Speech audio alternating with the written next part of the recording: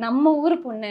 அவ்ளோ அழகா தமிழ் பேசுற பொண்ணு. ஏன்னா, அந்த சமயத்துல அவ்ளோ தமிழ் பேசுற நடிகைகள் இருந்தது கிடையாது. அவ்வளோ தமிழ் பேசுகிற நடிகை இல்லை. தமிழ் நடிகையே நான் ஒருத்தி தான் இருந்தேன். ம். யாருமே கிடையாது. மித்தவங்கெல்லாம் மலையாளம், கன்னடம், தெலுங்கு அப்படி தான் இருந்தாங்க. நான் ஒருத்தி தான் தமிழ் ஆர்டிஸ்ட் இருந்தேன். அதனால தான் ஒரு கலைஞர் எழுதுகிற டைலாக்கு, கண்ணதாசன் சார் எழுதுகிற டைலாக்கு இதெல்லாம் நான் தான் பேசிக்கிட்டு இருந்தேன் அந்த காலத்தில். இப்போ நமக்கு சோஷியல் மீடியா இருக்கு. யார் யார் என்னென்ன நெனைக்கிறாங்க, உங்கள புடிச்சிருக்காங்கிறது தெரிஞ்சுக்கிறதுக்கு நெறைய வாய்ப்புகள் இருக்கு. அந்த சமயத்துல உங்கள அவ்ளோ ரசிச்சிருக்காங்கன்னா, எப்படி உங்ககிட்ட வந்து அப்ரோச் பண்ணியிருக்காங்க? உங்க ஃபேன்ஸ்லாம் இருந்திருப்பாங்க இல்லையா? கண்டிப்பா. நிச்சயமா, நிச்சயமா. இப்போ மாதிரிமா அப்போ வந்து இந்த மொபைல் கிடையாது. அப்புறம் டெலிஃபோனு எதுவுமே கிடையாது. ஸோ க வெறும் க இது மாத்திரம் தான். அந்த ம். டி ரேடியோ இது மாத்திரம் தான் இருந்த நேரம்.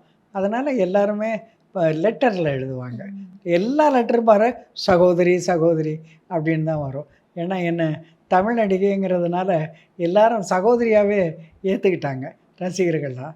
நிறைய பரிசெல்லாம் அனுப்புவாங்க.